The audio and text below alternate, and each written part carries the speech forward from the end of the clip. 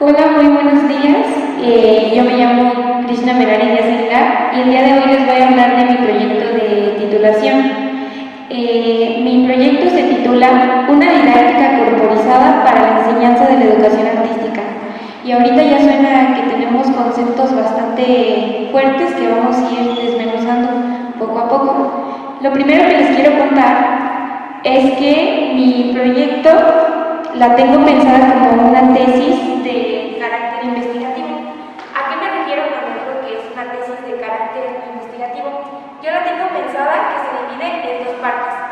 La parte número uno, me estoy dedicando a problematizar la educación artística. ¿A qué me refiero? Se está buscando bibliografía, se está buscando, pues sí, investigar con respecto a cuáles son los obstáculos por los que atraviesa la educación artística, cómo funciona la materia y a qué nos encontramos. También es importante destacar a qué me refiero cuando hablo de educación artística. Cuando hablo de educación artística, me refiero a la materia obligatoria que tenemos aquí en México. En los planes curriculares la encontramos como artes o artísticas. No me parece más adecuado llamarla educación artística, así que a partir de ahorita la llamaré así. Y también me estoy refiriendo a la obligatoria que tenemos en educación básica, que comprende a preescolar, primaria y secundaria.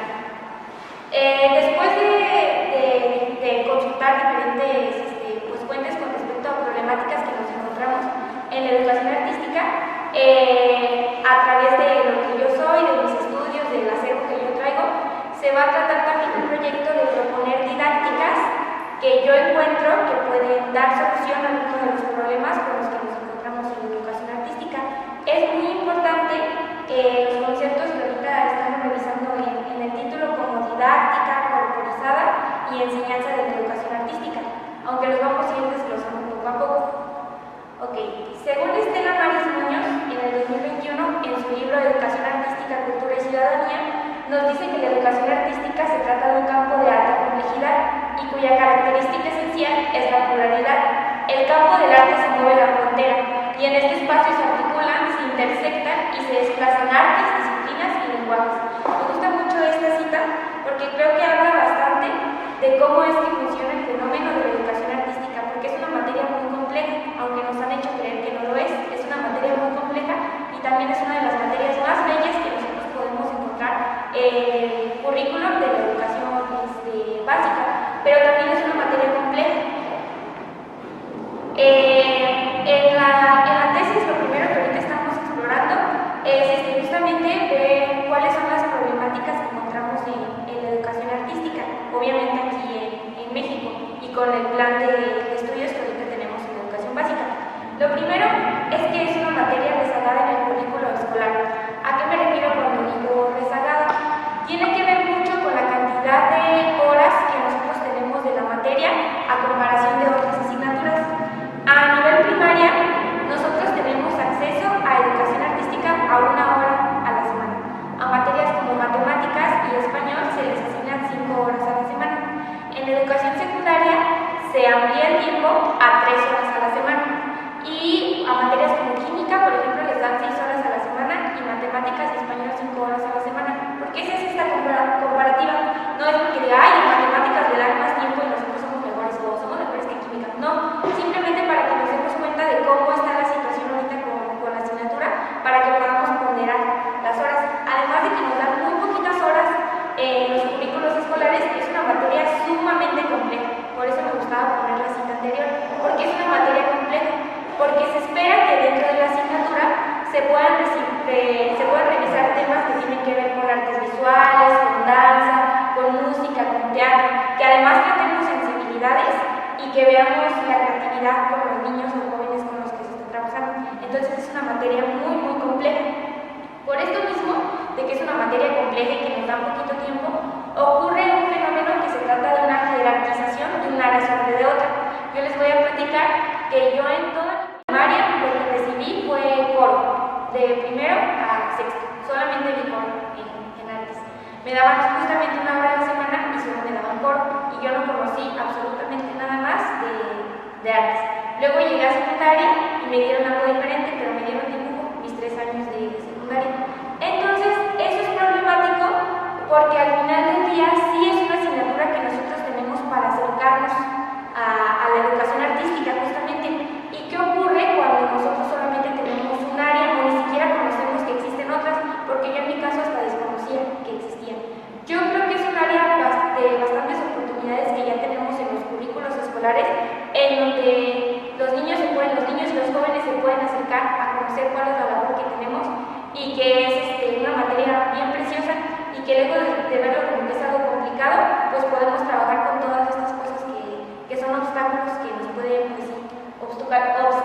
obstaculizar cómo funciona el proceso educativo.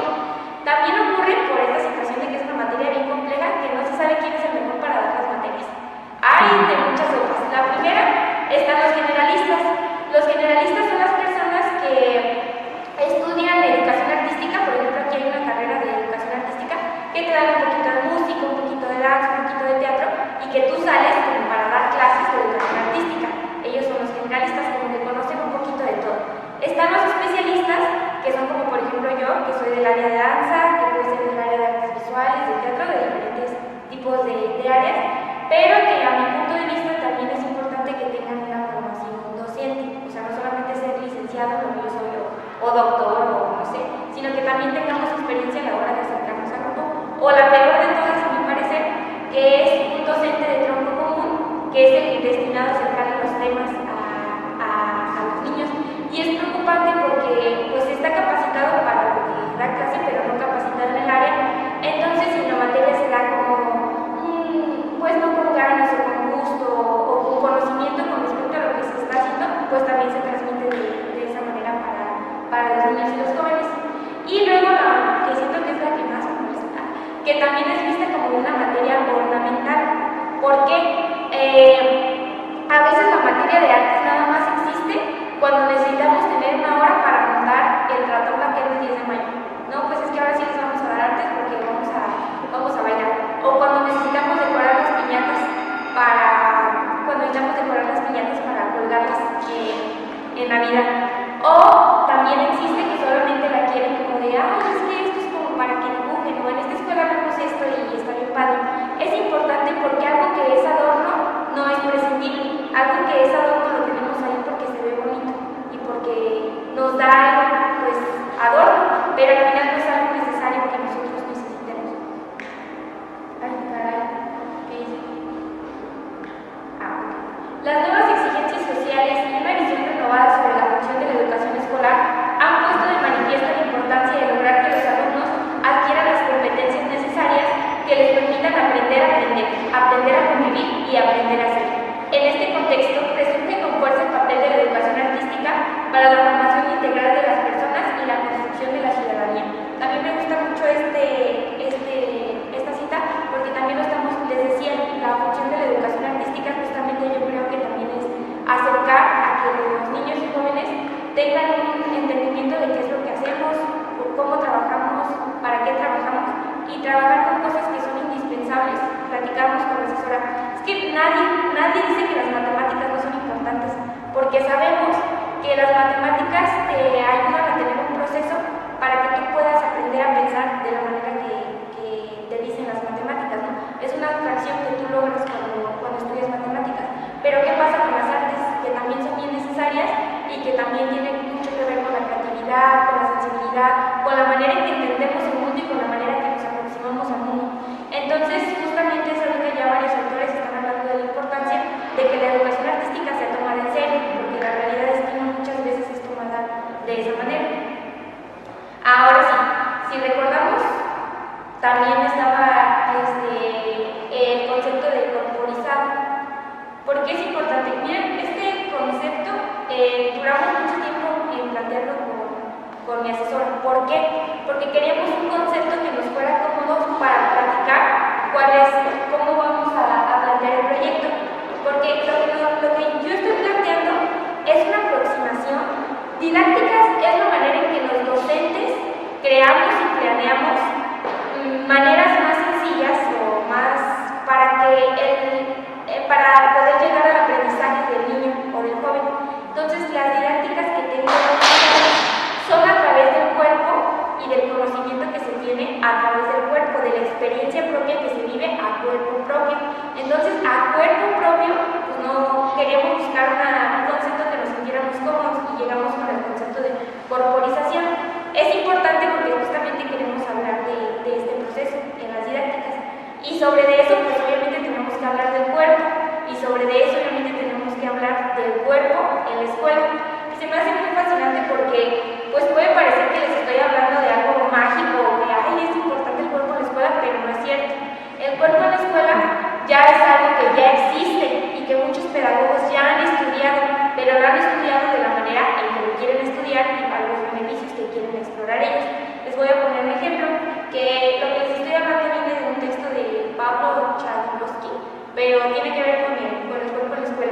La manera en que nosotros coincidimos la acomodación en el aula, los pupitres que nos enseñan cómo nos tenemos que parar, que nos enseñan que cada materia tiene un horario, que nos enseñan cómo nos tenemos que comportar corporalmente en cada situación, es una forma de tomar en cuenta el cuerpo. Claro que es una forma de tomarlo para que esté tranquilo, porque tenía la idea de que mientras más tranquilo estés, más fácil te va a entrar el conocimiento.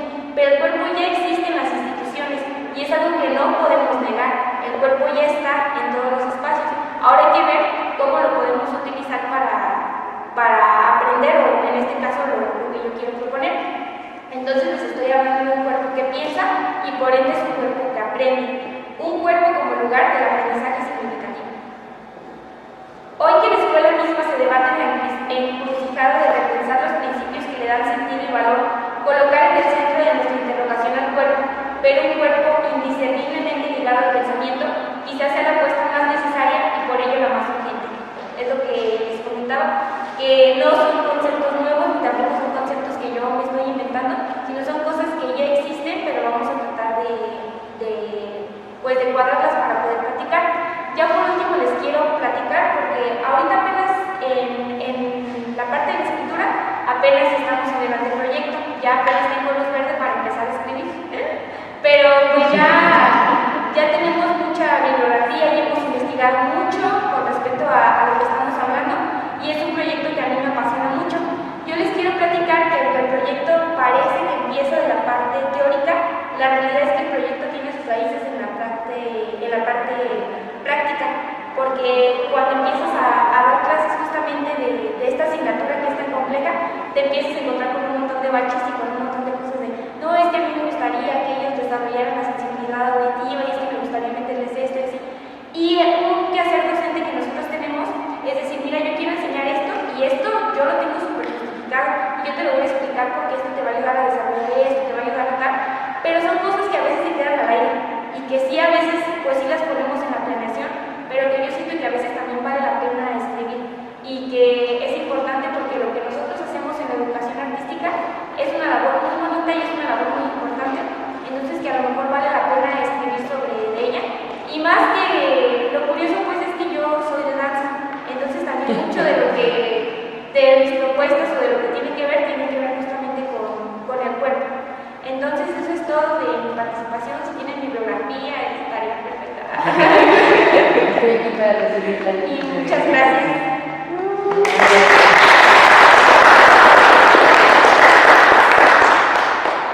Perfecto, a ver, yo empiezo.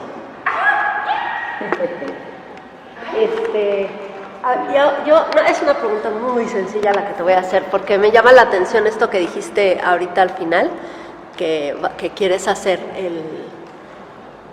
o sea, sí, ciertamente lo que nos presentas es muy teórico, pero que tú estás pensando o nos planteas que tú partiste de una experiencia práctica, ¿no? Entonces, la tesis podría o no podría estar esa experiencia práctica, aunque haya sido el lugar de origen, no necesariamente tendría por qué estar expresada de manera directa en la tesis, podría o no. Entonces mi pregunta es eso, ¿cómo lo visualizas? Si quieres que esté como suerte de testimonio de alguna manera, o si más bien te sirve como fuente para entrar plenamente o solamente en reflexiones teóricas. Sí. Yo me encanta la pregunta y también porque me la hice tantas veces, porque justamente yo creo que yo no puedo estar en una cosa sin la otra. O sea, yo mi quehacer lo tengo que justificar y lo tengo que decir por qué lo estoy haciendo, pero también yo creo que de nada sirve toda la teoría si al final no está como ese pedacito de mí que yo estoy proponiendo. Entonces, yo le decía, justo le comentaba a mi profesora, y me decía, pues es que tú me estás hablando básicamente de una enseñanza-aprendizaje, pero ya te estás yendo a que ya quieres investigar y ya quieres todo esto. Entonces sí, aunque tengo raíces así, yo creo que sí me gustaría ponerlo en el proyecto, porque siento que van pues muy juntas y que a través de la investigación pues que propuse y a través de que pues yo estoy diciendo que también es como poner un pedacito de mi quehacer, ¿no? De mi creatividad y de cómo yo pienso que podría ser funcional. esa parte. Muy bien. ¿Qué más? Pregunta, comentario. Está mucho más claro que la otra vez. Ah, sí. Ya me eché mis tareas. Sí, eché mis tareas. Tú muy bien, Merari. Si has hecho la tarea. ¿Quién quiere? Pues nada, también felicitarte, Merari. También es padre como, lejos de ver los proyectos de investigación como algo que te tumba, te confronta, te hace cuestionarte que no puedes, que cómo le agarro aquí la onda, pues también es como una parte de conocerte, de retomar como eso que has venido trabajando a lo largo de la carrera, las preguntas que te haces, las líneas de trabajo por donde quieres ir, a qué cosas te has enfrentado y por qué elegimos lo que elegimos en nuestros proyectos de investigación. Y yo creo que estás en ese momento en el que estás empezando a situarte respecto a ti y respecto a estas líneas, ¿no? Como agarrarle también ese amor, si bien a veces nos peleamos, ¿no? O nos enoja o dices, ay no, ya, let it be, me quiero divorciar de mi proyecto de investigación, pero siempre existe como a través de estas búsquedas y lo que encuentras, lo que te despierta, lo que te incentiva, pues a seguir como sembrando, ¿no? ese jardincito. Y sí, obviamente está muchísimo más claro, pero también como muy vivo, con lleno de muchas cosas que estará padre y saber a dónde llegaste, ¿no? O cuál es tu propuesta, o cómo lo incluirías ahora tú en tu labor, ¿no? ¿Para dónde vas? Pues felicidades.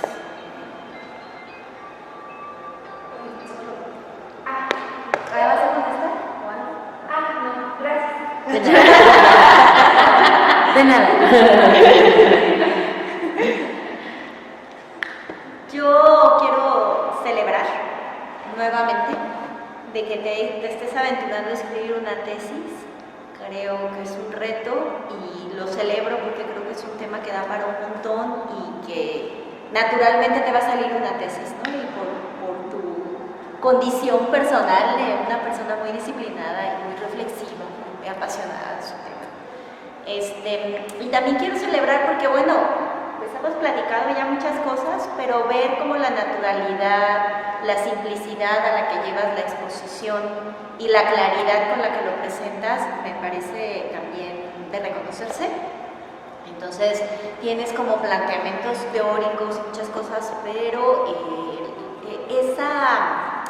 creo que esa condición que has encontrado para exponerlo con tanta claridad es muy importante para que no se quede en un documento aquí en la Universidad Michoacana y en la biblioteca virtual que nadie va a leer, sino que realmente llegue a difundirse en el sector educativo, donde puede tener un impacto bien grande pues, para nuestro futuro como país. Así de grande lo veo. Y pues, felicidades. Muchas gracias.